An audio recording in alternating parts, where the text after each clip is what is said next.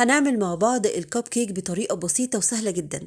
بيكون حلو قوي في المدارس، كمان على الفطار العشاء، بيسهل علينا في الوقت والمجهود. مقاديره مفيش أبسط منها، خفيف وهش زي القطن. إن شاء الله تجربوه يعجبكم. يلا بقى نصلي للرسول ونشوف المكونات والطريقة مع بعض. هنضيف في البولة 2 بيضة بدرجة حرارة المطبخ، نص كوباية من السكر، وربع معلقة صغيرة من الفانيليا. هنقلب لحد لما السكر يدوب والقوام يفتح معاكي زي لون الكريمة، وده اللي بيخلي الكيك هش جدا. مش هنحتاج بقى لا خلاط ولا مضرب كهربائي. معلقة صغيرة من الخل ونقلب، وننزل بنص كوباية من الزيت على سمنه او زيت بس او زيت على زبده. انا ضفت زيت على معلقه صغيره من السمنه البلدي تطعم الكيك، ودي حاجه اختياريه.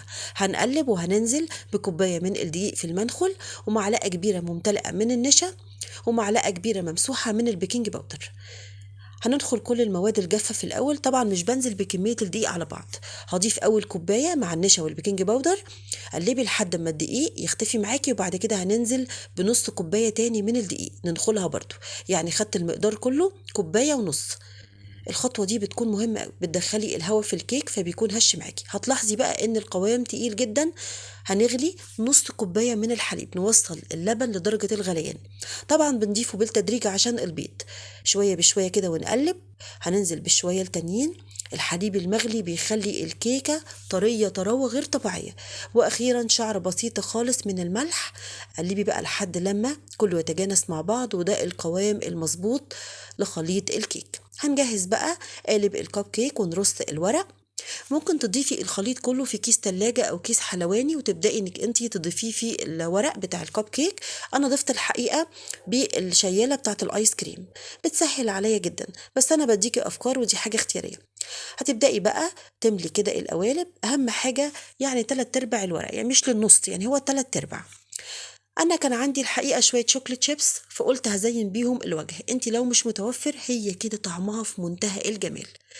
هضيف بقى على وجه الكب كيك شويه شوكليت شيبس كده على كل واحده، وسخني الفرن قبليها ب5 دقايق بس على درجه حراره 180. هتضيفيها على الرف الاوسط تستوي. هتقعد معاكي بالظبط من ربع لتلت ساعه، وتكون خطيره.